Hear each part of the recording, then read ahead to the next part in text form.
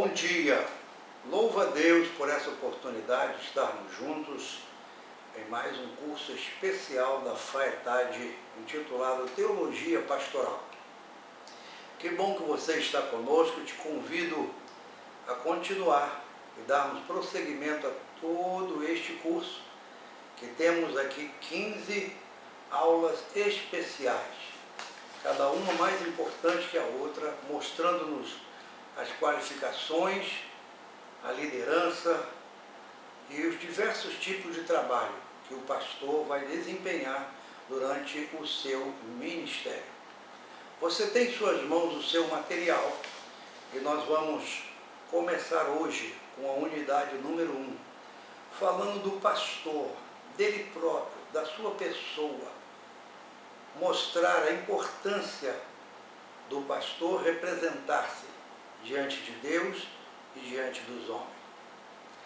Para a gente começar a entender esse assunto, nós precisamos compreender o que Jesus falou em Mateus 7, 24 e 25. Ele ali falou que para uma casa manter-se de pé, ela devia ser construída sobre um fundamento sólido, isto é, sobre uma rocha. Então nós iremos discutir coisas nesse curso para solidificar assuntos importantes que irão fortalecer sua vida, sua família, seu ministério para a glória de Deus. Nós vamos enfatizar algumas coisas importantes, como por exemplo, o pastor em 3 áreas do seu ministério. Nós vamos falar sobre o chamado, caráter e dons. Vamos também falar sobre sua vida de oração, estudo e jejum. E vamos também falar da sua vida pessoal, como marido, como pai e como amigo. É muito importante. Nesta primeira unidade, nós vamos falar das qualificações de um pastor. E você vai aprender a explicar de que o chamado de Deus é uma âncora e um espelho para a sua vida.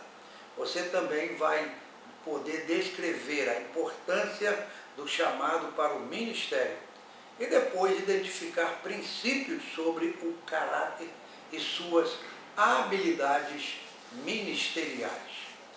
O capítulo 2 é a vida devocional do pastor e o capítulo 3 se refere à vida pessoal do pastor. Pois bem, feito essa introdução, nós vamos para o nosso capítulo 1, as qualificações de um pastor, seu chamado, seu caráter e seus dons. Como introdução, nós precisamos entender uma coisa. O ministério não é uma carreira que você escolhe. O ministério é um chamado divino para o qual você se rende. Outro dia ouvi um pregador amigo dizer o seguinte, que depois que você é escolhido por Deus, você não tem escolhas. É assim que acontece. Ministério não é uma carreira que você possa escolher, mas é um chamado no qual, ou para o qual, você se rende aos pés do Senhor. E aí leva a sério todo esse processo glorioso. Este chamado para o ministério, ele pode vir de várias maneiras, através de uma visão, de um sermão, de um testemunho interior do Espírito. Daqui a pouco você vai poder ouvir o meu chamado. Vou dizer para você de maneira especial como Deus me chamou, não é? E é interessante que Hebreus 5:4 destaca que ninguém pode tomar para si essa honra, senão aquele que é chamado por Deus. Isso é importante. A Bíblia ela menciona vários chamados diferentes. O primeiro chamado que nós temos na Bíblia, Tito 2:11, por exemplo, é para a salvação.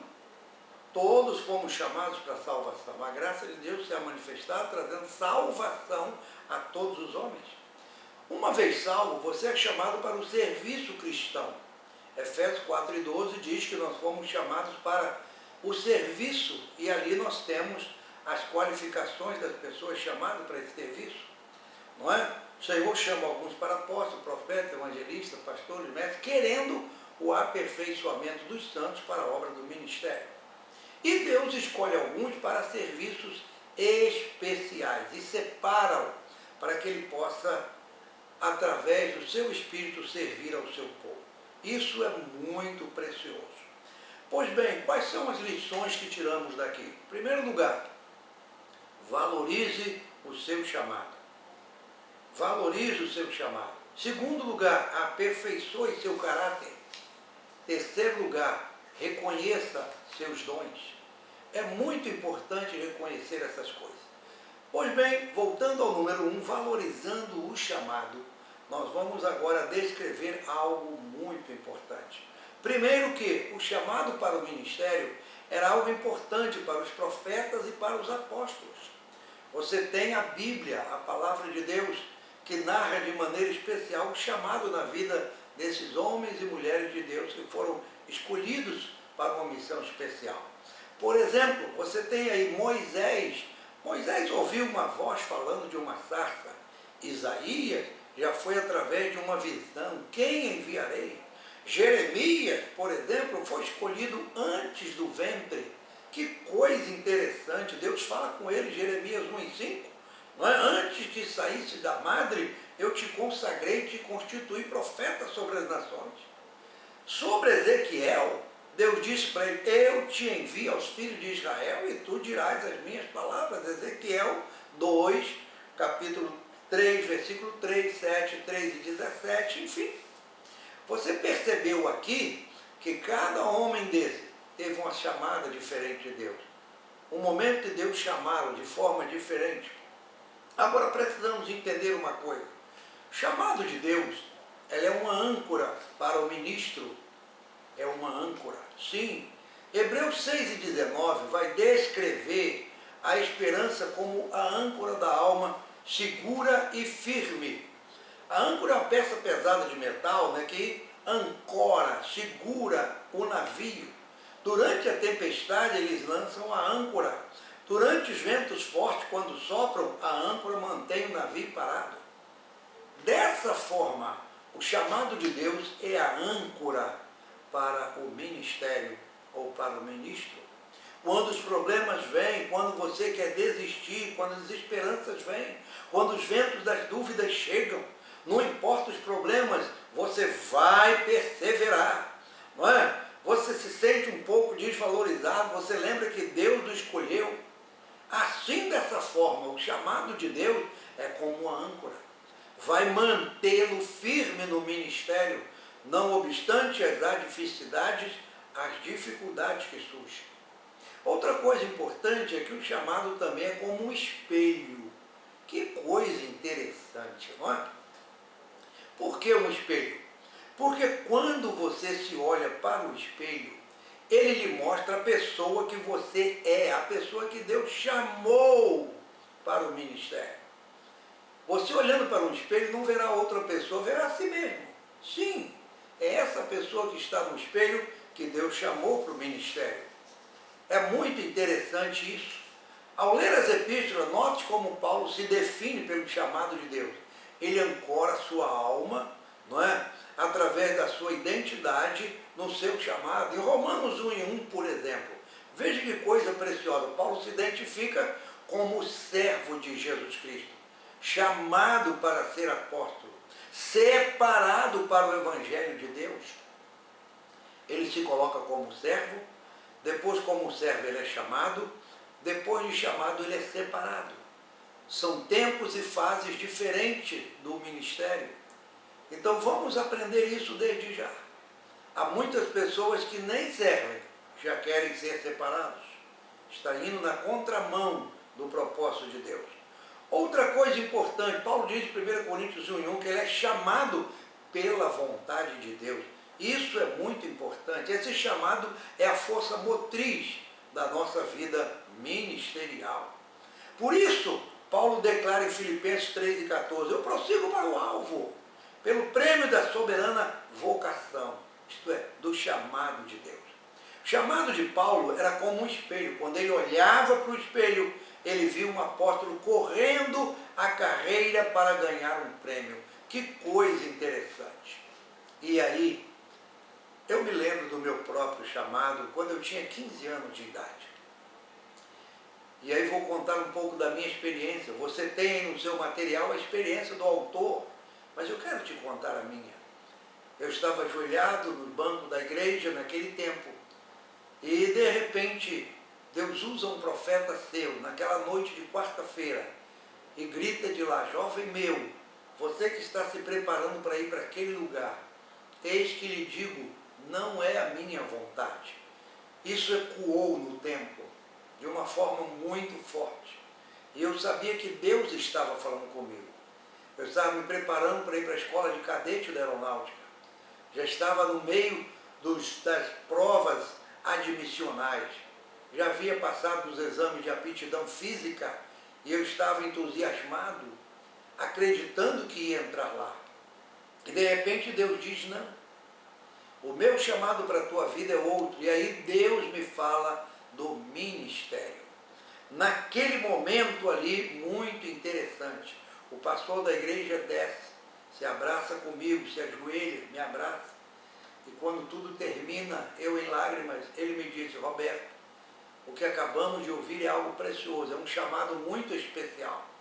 E você precisa, em vez de ir para a escola de cadete, você ir para o seminário. E lá fui eu. E hoje estou aqui contando essa experiência para você. Como é importante a gente ter convicção e certeza, não é? O tempo provou que meu chamado foi real.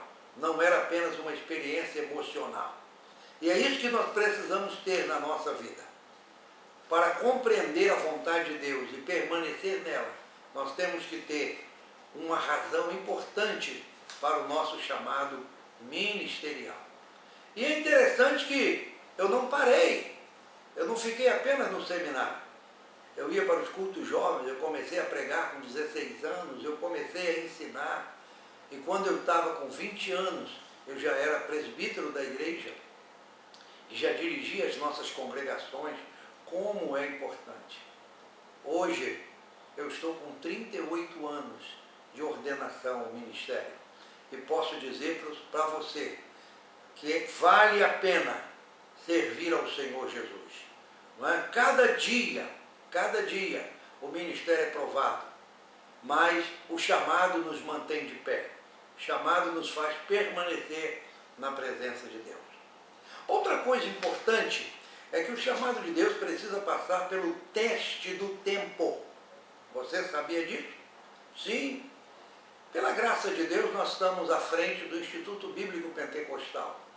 Seminário que começou há muitos anos com o saudoso pastor Lawrence Olson e seus amigos, Gilberto Malafaia, Antônio Gilberto, pastor Arraes, e eles deram início a essa visão de ensino. Pela graça de Deus, o seminário se mantém até hoje. E é interessante que muitas vezes os alunos me perguntam como sabia que Deus me chamou para o ministério. Qual era a certeza que eu tinha? Será que há uma maneira de saber que fomos chamados para o ministério? Bem, há alguns testes e nós precisamos entender. Primeiro deles é o teste do tempo. O tempo é uma experiência preciosa. No tempo, a experiência emocional desaparecerá. O que é emoção, o que é simplesmente uma vontade, um desejo, com o tempo desaparece. Agora, o chamado é diferente. O chamado, com o tempo, ele se permanece, ele se solidifica, porque o que é de Deus não morre.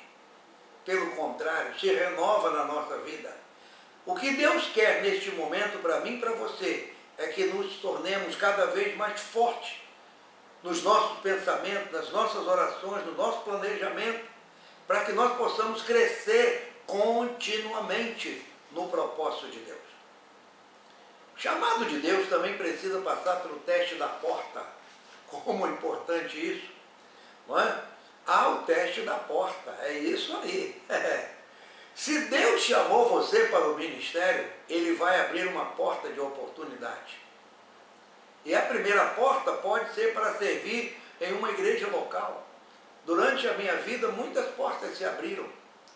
E eu pude servir ao Senhor, iniciar trabalhos pequenos, em lugares aparentemente difíceis, mas fui colocado ali.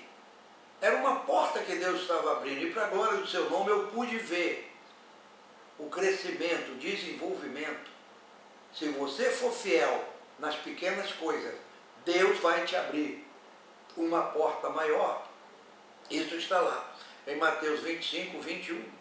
E finalmente, não é, haverá uma porta aberta para o ministério de tempo integral. Hoje, pela graça de Deus, eu sou um ministro de tempo integral. Trabalho durante todo o tempo na obra do Senhor, servindo ao ministério. Viu? Agora, se todas as portas estiverem fechadas, se não abrir nenhuma porta, não seria sábio repensar seu chamado? Não seria sábio você repensar e dizer, peraí, não tem nenhuma porta aberta, o que está havendo comigo? E aí, você tem que entender uma coisa. Uma porta fechada não quer dizer que você não é chamado, mas requer sim um tempo em oração, para que Deus possa confirmar, para que o Senhor possa agir, entende? Nesse momento aí você pode ser tentado a forçar para que uma porta se abra, tentar forçar uma porta. E aí nisso eu quero te dizer, há um grande risco em se adiantar no plano de Deus para a sua vida. Você deve aprender a andar no passo de Deus. Andar no passo de Deus nos mantém ao seu lado. E isso é importante. Vamos considerar o que aconteceu com Moisés. Seu primeiro chamado não foi quando ele tinha 80 anos de idade. Seu primeiro chamado aconteceu no palácio de Faraó. Não é?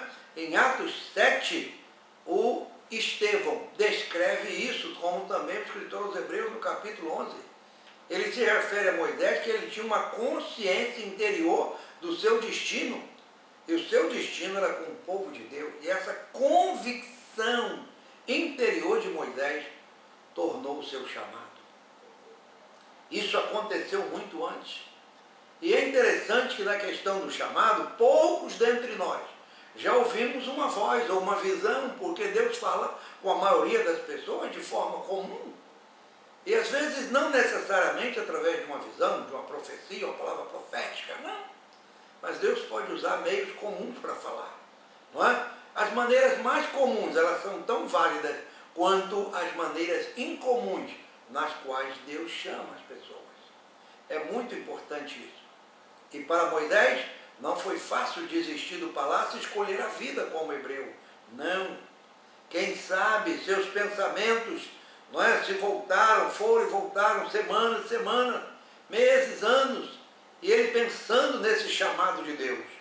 Sim, e ele foi educado para isso.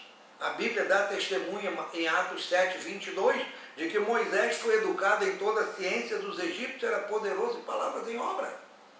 Humanamente ele foi preparado para ser do Egito, mas havia uma chama no seu coração, para que ele se identificasse com o povo de Deus. Seu chamado provavelmente começou com um senso de inquietação, mas com o tempo cresceu, até se tornar uma paixão que o enchia com o desejo de agir. Que coisa preciosa! E aí nós temos Atos capítulo 7, 23 a 29, quando Estevão descreve o que acontece com ele. É algo precioso.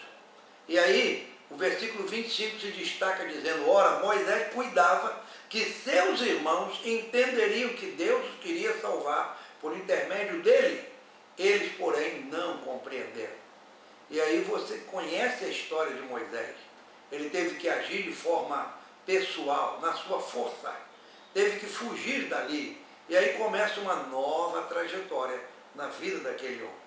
O que Moisés fez não foi sensato, ele foi violento, ele não planejara matar o egípcio, mas ele decidiu visitar seus irmãos, e aí em Hebreus nos diz que ele, nesse momento, vendo a situação dos seus irmãos, recusa ser chamado filho da filha de Faraó, preferindo ser maltratado junto com o povo de Deus a usufruir os prazeres transitórios do pecado.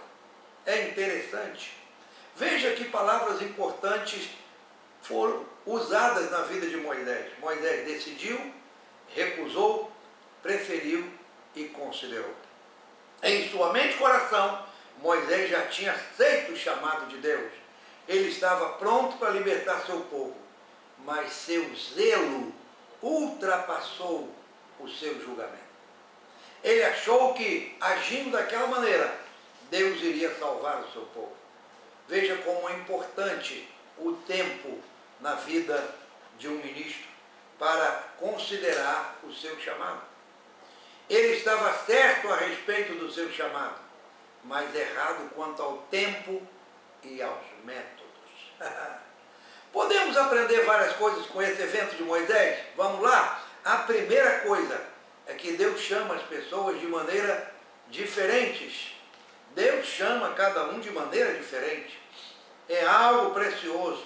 Não é? Quando interpretamos Êxodo 3 e 4 à luz do conceito, é interessante. Moisés era príncipe do Egito, poderoso em palavras, mas não foi fácil convencer que ele era o homem certo para o trabalho de Deus. E foi no deserto que Deus falou com ele de maneira especial e dramática. Segundo, a vida de Moisés, não é? Nos ensina a esperar em Deus. Moisés se adiantou a Deus. Viram bem? Ele se adianta. Na obra do Senhor é igualmente errado adiantar-se a Ele. E aí, como Moisés, vamos acabar fugindo. Aguarde o tempo de Deus e acredite que Deus tem algo para você. A terceira coisa que podemos aprender dessa lição preciosa é que não é fácil lidar com as questões com nossas próprias mãos. Moisés foi lidar com isso com suas próprias mãos. Não devemos nunca alcançar alvos espirituais na força da carne, não. O apóstolo Paulo descreve isso em 2 Coríntios capítulo 10, versículo 4, dizendo: porque as armas da nossa milícia não são carnais, mas sim espirituais, poderosas em Deus para destruir as fortalezas. Qual é a conclusão que se tem disso aí? Deus chama quem Ele escolhe. Deus chama quem Ele escolhe. No entanto, depois que Ele nos chama, tornamos-nos parceiros com Ele. Isso é algo precioso. Lute pelo seu chamado. Mantenha-se na direção de Deus e Ele te fortalecerá. Como número 2, nós vamos entender algo agora. Aperfeiçoar o caráter. Caráter significa firmeza e coerência de atitudes. São as qualidades pelas quais uma pessoa é conhecida, sua integridade, sua honestidade, sua diligência, seu senso de justiça, santidade, fidelidade. E o fruto do Espírito, não é? Lista tudo isso em Gálatas 5, 22. Pois bem, qual é o objetivo agora? Identificar e ilustrar 4 princípios sobre o caráter. Na letra A, você tem aí: preste mais atenção no que você é do que você faz. Muito importante isso. O que está diante de nós, não é? E o que está atrás de nós são pequenas coisas que devemos comparar com o que está dentro de nós. Coisas que estão diante, coisas que estão atrás. Se compararmos, nós temos que ver o que está dentro de nós. É aí que está o nosso caráter, a nossa força. Não é? Desenvolver o caráter e as habilidades nos mostram que fomos chamados por Deus. O caráter e as habilidades são 2 lados da mesma moeda. Você sabia? O caráter enfoca quem somos, as habilidades, o que podemos fazer. É muito interessante. O caráter é a respeito de ser e as habilidades são a respeito de fazer a obra do ministério. Como é precioso isso, não é? O caráter é o que Deus está fazendo em nós. As habilidades se relacionam com o que Deus está fazendo através de nós. Que coisa boa! Marcos 3 refere muito bem, ou reflete muito bem, esse equilíbrio. Jesus designou 12 para estarem com Ele e os enviou a pregar. O nosso caráter cresce ao gastarmos tempo estando com o Senhor. Nossas habilidades crescem ao ministrarmos para o Senhor. Veja que coisa preciosa. São diferenças importantes e significativas no nosso ministério. Aqui em 1 Timóteo capítulo 3, versículo de 2 a 7, Paulo menciona várias coisas que o ministro deve ser. E você tem aí no seu material de estudo, e eu quero lhe pedir para fazer essa leitura de 1 Timóteo capítulo 3, versículo de 2 a 7. Leia e marque atentamente cada coisa que o ministro deve ser, entre elas, irrepreensível e um homem de boa reputação. Pois bem, como é que Deus mede o nosso tamanho, nosso ministério? E aí, hein? Nós vamos entender uma coisa, Deus mede o nosso ministério ou o nosso tamanho por dentro, não por fora. Deus não nos mede com uma fita métrica. Deus não mede a nossa estatura. Deus mede o que somos por dentro, isto é, o nosso caráter. E aí você tem no seu material de estudo o exemplo do tio, não é? O exemplo de seu tio Ernesto. Não é? Viveu num tempo em que o ministro era medido pelo seu caráter e não pelo seu carisma, pelo seu estilo. Hoje é diferente. As pessoas são medidas pelo carisma, não é? Pela sua maneira de ser, pela sua maneira de se apresentar. E muitas vezes há falhas enormes no caráter dessa pessoa. E o tio Ernesto, que é citado aqui como exemplo, não é? Ele passou a maior parte da sua vida pastoreando pequenas igrejas rurais, onde ele era amado por todos. Não é? O primeiro amor desse homem era o ministério. Era o ministério. Não é? Mas ele também precisava realizar outros trabalhos, como era também o trabalho extra de Paulo. Paulo, para prover suas necessidades, ele fazia tendas, conforme Atos 18, 3, 20 e 34. À primeira vista, não é? Essa pessoa não parecia ser importante, mas somente Deus sabe quantas pessoas o tio Ernesto levou a Cristo. Ele influenciou muito seu irmão, sobrinhos e família. O seu caráter o destacava de todos os obreiros daquela época. Foi algo importante na vida desse homem e deve ser importante na minha vida e na sua, a questão do caráter. E a história diz, em 50 anos de ministério, ninguém questionou sua integridade. Não é? Por que razão? Ele valorizava a integridade. Ele dava importância à integridade. Sua reputação é o que as pessoas pensam que você é. Você sabia disso? Mas seu caráter é aquilo que você realmente é. E nenhuma quantidade de riqueza pode compensar a pobreza de um caráter. De jeito nenhum. Letra C. O bom caráter não é comum, mas é simples. Que coisa interessante, não é? O caráter piedoso requer que você valorize os outros acima de você mesmo, ou de si mesmo. Sim, o caráter piedoso requer que você valorize outras pessoas. Não é? E aí nós temos aqui algumas regras importantes, quero citar algumas delas. Por exemplo, manter sua palavra, amar seu cônjuge, não é? Educar seus filhos no caminho do Senhor, trazer honra a Deus em tudo o que se faz. É isso aí. Pense de maneira certa e haja de maneira certa. O que você escolhe pensar e fazer é que torna o que você é. Palavras preciosas. Pois bem, Paulo sabia da importância do caráter, por isso ele instou com Timóteo, um jovem ministro. E lá em 1 Timóteo capítulo 4, de 12 a 16, Paulo deu sérios conselhos a Timóteo. Eu quero destacar no versículo 12, torna-te padrão dos fiéis, na palavra, no procedimento, no amor, na fé, na pureza. Ele disse mais, tem cuidado de ti mesmo e da doutrina. Persevera nessas coisas, continua nesses deveres, porque fazendo assim salvarás tanto a ti mesmo quanto aos teus ouvintes. Paulo sabia da importância do caráter na vida daquele jovem ministro. Cuide do seu caráter. Cuide daquilo que você é.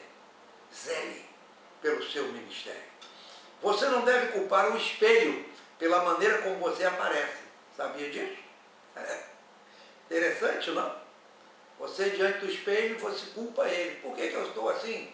Por que o espelho reflete isso? Isso é o que somos. Caso você pense nessas coisas, você não deve culpar as circunstâncias pela maneira como o seu caráter se assemelha. Não. Não devemos admirar, né, aqueles que são espertos. Até admiramos, não é?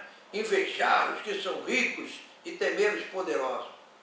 De repente, como Asaf, ficamos olhando a prosperidade dos ímpios e aí nos abalamos. Mas devemos e podemos confiar somente naqueles que têm um bom caráter. Isso é muito importante. E na letra D, a identificação do caráter como a costura de uma roupa. Sabe como é feita a costura de uma roupa? Ponto a ponto. Como é interessante. E aí, nós temos já uma primeira advertência aqui. Você tem o seu material de estudo? Está aí grifado. O mau caráter arruinará seu ministério. Que Deus tenha misericórdia de nós. Para isso, nós precisamos trabalhar juntamente com o Espírito Santo para desenvolver a piedade na nossa vida. Sim. E aí nós temos uma história triste que o autor nos conta, que um obreiro de uma igreja roubou naquela época, em se tratando de dinheiro americano, quase 42 mil dólares. E a pergunta é, como se faz isso? Não é? Ele provavelmente era um homem sincero, que tinha fraquezas como todos nós. Mas o que parecia ser uma coisa pequena na época, porque segundo o relato aqui, ele não pegou 42 mil de uma vez só. Ele foi pegando.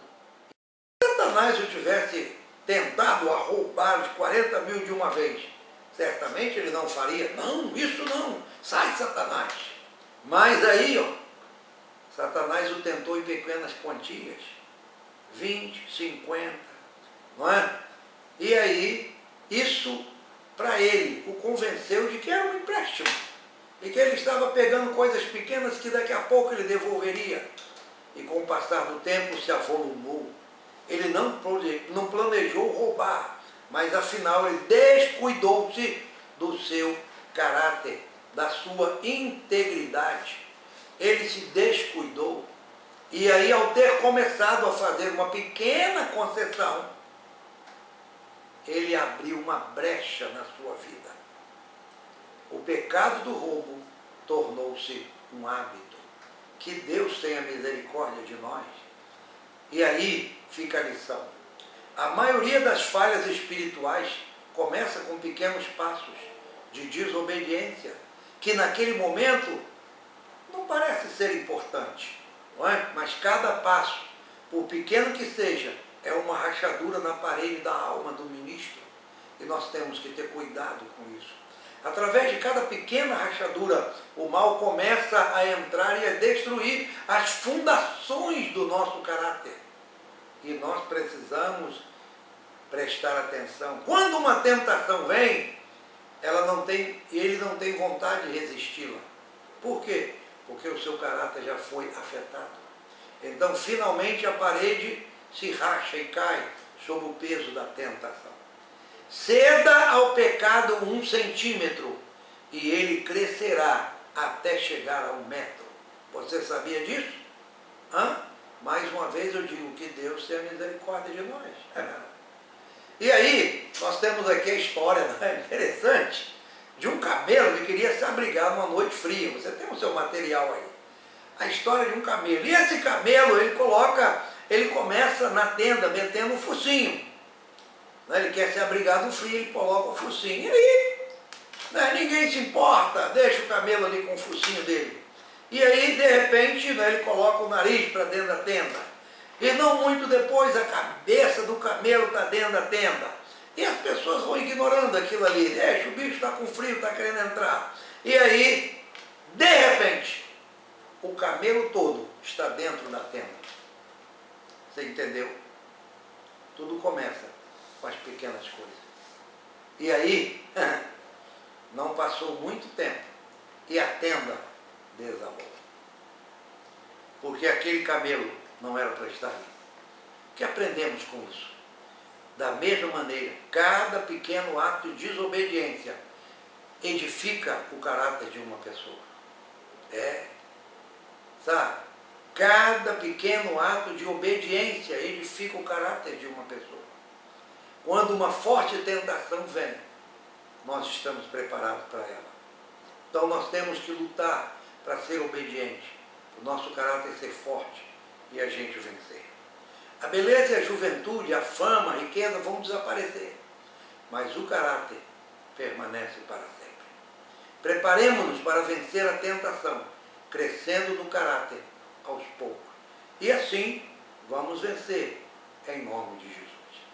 Muito bem, vamos para o ponto 3 e eu quero te convidar agora a reconhecer os seus dons. Sim, o caráter piedoso nos prepara espiritualmente, não é? Mas um bom caráter não nos dá os dons que precisamos. O caráter nos prepara espiritualmente, mas não produz dons que precisamos.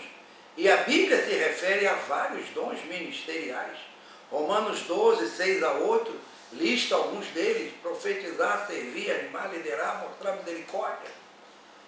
Deus dá esses dons a nós e nós somos responsáveis pelo que fazemos com eles. Deus equipa aqueles que chama para o ministério, você sabia? Deus equipa, dando-nos habilidades para sermos eficazes na obra dele. E aí nós temos o exemplo do pastor Charles Sindel, quando ele escreve, não é? Ele chegou a enfrentar o seguinte problema num período de 36 horas. Você tem no seu material de estudo aí toda essa situação. E aí diz aí, uma esposa abandonou o marido, a primeira criança nasceu com um problema, um ex-ministro deixou a fé, uma esposa missionária voltou para casa. E aí? Muitas coisas aconteceram naquele momento ali na vida dele, no seu ministério. Não foi um dia comum para o pastor, mas nos mostra os problemas que temos que enfrentar. Ele está ocupado, ele aconselha, ele tem que ir a funerais, ele tem que realizar outros eventos na igreja. E ele ainda tem que encontrar tempo para preparar suas mensagens para os cultos da semana e do domingo. Vejam só quanta coisa envolve o ministério. Não é tão simples, não é tão fácil. O pastor precisa então receber e compartilhar a visão de Deus para o corpo que é a igreja. A carga de responsabilidade de um ministro, daquele que é chamado por Deus, é grande. Paulo fala disso dizendo sobre os cuidados das igrejas. Em 2 Coríntios 11, 28, ele diz que não obstante todas as coisas que ele tinha passado, que ele já tinha enfrentado, e ainda ele tinha o cuidado das igrejas. Veja bem, quão importante é isso para a vida de um ministro, não é? A amplitude do ministério pesa mais sobre nós. Hoje em dia, não é? O pastor precisa ser um bom administrador, gerente, conselheiro, ele tem que ser pastor, líder espiritual, pregador, mestre, homem de oração. Quanta coisa! Não é fácil, hein? E aí, como é que a gente lida com tudo isso? Pela graça de Deus, eu tenho que fazer tudo isso aí. Minha vida é mais ou menos isso. Mas como é que a gente lida? Nós temos que encontrar os nossos pontos fortes e desenvolvê-los. Deus nos deu dons especiais, Deus nos deu habilidades, sabe? Para quê? E nós devemos usar isso e enfocar isso nas áreas da nossa fraqueza. Para que Deus nos deu talento? É para fortalecer as áreas fracas da nossa vida. Para que Deus nos deu os dons? Para fortalecer as áreas fracas da nossa vida. É muito importante. Normalmente, não é? Não desenvolvemos as áreas que somos mais fortes. Não, normalmente não. Não é verdade? Nós trabalhamos mais duro para cobrir nossas falhas, as nossas fraquezas. E aí, isso não nos satisfaz. E nós precisamos entender o seguinte, é que muitas vezes não estamos fazendo o que Deus planejou para fazer. E em vez disso devemos nos renovar, porque o ministério certamente nos deixará exaustos. O ministério inclui muitos compromissos, muitas coisas a fazer. E você precisa estar atento com a exaustão do ministério. Não é? É isso aí. Swindoll teve tantas experiências com o seu ministério que o autor diz que houve um tempo que ele se tornou infeliz e pensou mesmo em escolher outra carreira. E isso pode estar acontecendo com você agora. Diante das lutas, das dificuldades, das adversidades, dos compromissos, você está pensando em desistir, mas lembre-se, Deus te chamou, Deus te capacitou e Deus te deu dons para que você possa usá-lo nas áreas fracas do seu ministério. Ele estava muito cansado, sim, e se perguntava como isso tinha acontecido, não é? E aí ele entendeu que tudo isso se relacionava com seus dons espirituais. Os principais dons do pastor é liderança, evangelismo. Ele também era um bom professor, não é? E ele usava a maioria dos seus recursos na área do ensino. Sim, ele lutou com esse problema por vários meses, até que, não é? Ele foi procurar uma pessoa para ajudá-lo na igreja. Essa pessoa seria o principal professor na igreja. Entende? E aí, ó, nós vimos isso muitas vezes na minha vida e na sua vida. Quando nós queremos fazer tudo e de repente ao nosso lado tem alguém que pode nos auxiliar, que pode caminhar conosco, que pode estender as mãos. Somos desafiados a fazer tudo sozinhos, mas esse não é o propósito de Deus. O propósito de Deus é que dividamos o nosso ministério com homens fiéis, conforme disse Paulo a Timóteo. O que de mim, entre muitas testemunhas ouviste, confia-o a homens fiéis, que sejam também idôneos para ensinarem a outros. Eu e você não temos escolha. Temos que repartir o que Deus nos deu. E aí nós temos o exemplo do pastor Ribes. Ele teve que encontrar em suas áreas fortes, não é? Teve de encontrar, concentrou energia nessas áreas, identificou sua fraqueza e adicionou ministros à sua equipe. Faça isto, caminhe. E aí, ó, a sugestão da letra B, encontre suas fraquezas e desenvolva uma equipe para compensá-las. Como é importante isso? A gente saber, entender que não somos capazes de fazer tudo sozinhos. E vamos encontrar no rebanho, nos obreiros, pessoas que podem nos auxiliar, pessoas que podem nos ajudar. E aí começamos a dizer o seguinte: nenhuma pessoa pode fazer tudo. Quanto mais cedo compreendemos isso, melhor situação a igreja ficará. Precisamos entender, não é? Não é fraqueza isto, isso é sabedoria. O pastor cercar-se de uma equipe, entendeu? Você não tem que dominar todas as habilidades do ministério, não. Aí eu prego, eu canto, eu ensino, eu assobio, eu toco bateria, eu toco guitarra, eu mexo no som. Calma. Você precisa ter uma equipe. E essa necessidade de equipe não é algo novo. Não. Há milhares de anos atrás, Moisés aprendeu o valor de uma equipe. Você lembra disso? Quando ele estava ali no Sinai, no Horebe? As pessoas esperavam numa fila dia após dia para falar com Moisés. E cada dia ficava pior.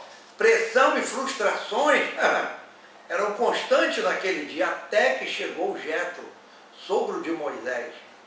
Veio visitá-lo e viu aquilo ali e falou: peraí, não é bom o que fazes.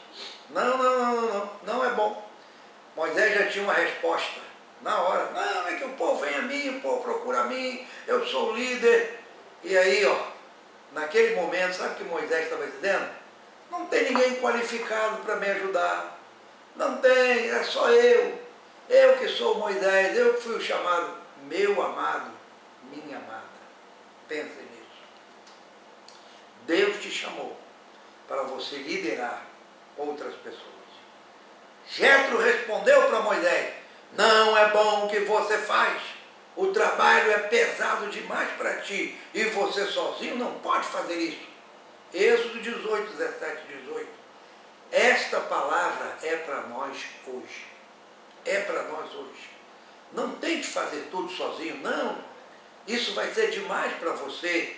Em vez disso, você tem que ter uma equipe. Tenha uma equipe.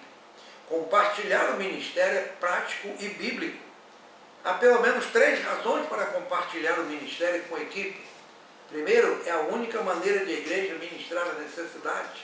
É o único plano que permite o pastor desenvolver ministério de qualidade. Terceiro, permite que as pessoas usem seus diferentes dons ministeriais. É algo precioso. Agora, quando voltamos para Êxodo 18, não é? O que nós encontramos ali? Moisés fazendo o seu melhor. Ele estava dando o seu melhor, porém, estava se cansando, indo à exaustão. E isso, Jetro disse, não é bom o que faz. A igreja do Novo Testamento enfrentou o mesmo problema lá em Atos 6. A igreja cresceu em número de convertidos, ela se expandiu e os apóstolos já não podiam ministrar todas as necessidades da igreja. As reclamações aumentavam. E Deus, que teve uma estratégia para Moisés, teve uma estratégia também para a igreja primitiva, não é? Um ministério compartilhado de equipe. Sim, como em Êxodo 18, 21 e 22, Deus falou para Moisés procurar homens capazes, não é? Para que julgue o povo. Lá em Atos 6 e 3 também disse, olha, escolhei dentre vós 7 varões, cheios do espírito de sabedoria, e eles vão cuidar desses negócios. Houve bons resultados nessas 2 situações. Por isso, a Bíblia diz que a palavra de Deus crescia em Jerusalém e muitíssimos sacerdotes obedeciam à fé. Moisés se aliviou do seu peso e os apóstolos, os seus. Faça isso também. Alivie-se dos seus pesos. Reparta o ministério com sua equipe. Imagine o que teria acontecido com Moisés se ele não tivesse ouvido o conselho de Jetro. Não é verdade? Veja bem, ele estaria exausto no deserto. E Moisés caiu exausto no deserto, sem condição de prosseguir. Toda a história de Israel seria diferente. Pois bem, o pastor tem muita coisa para fazer hoje em dia, não é verdade? E aí, que tal você colocar uma pessoa treinada para fazer algo na igreja?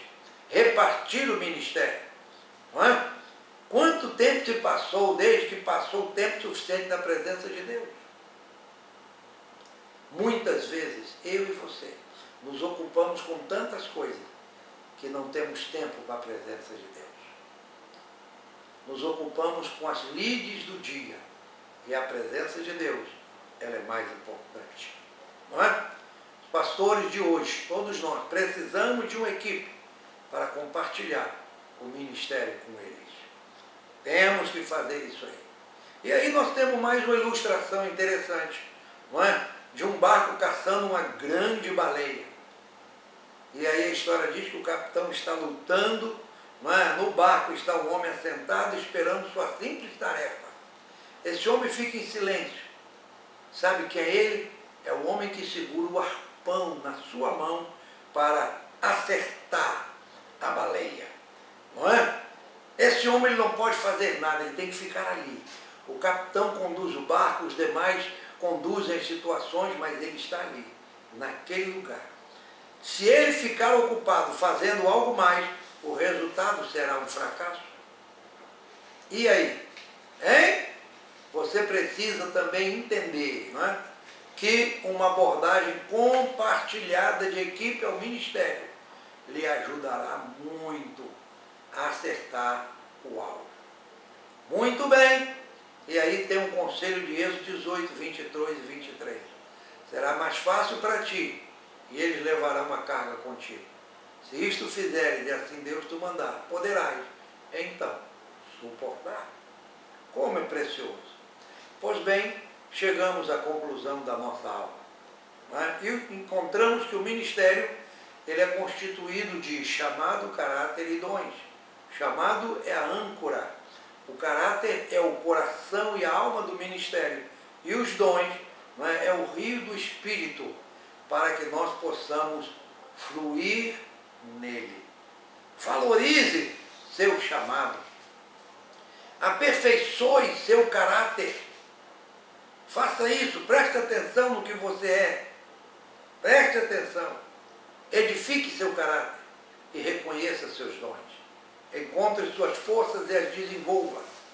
Encontre suas fraquezas e forme uma equipe. Procure ser sábio o suficiente e certamente o Senhor te abençoará. Deus te abençoe. Daqui a pouco, uma próxima aula. Amém.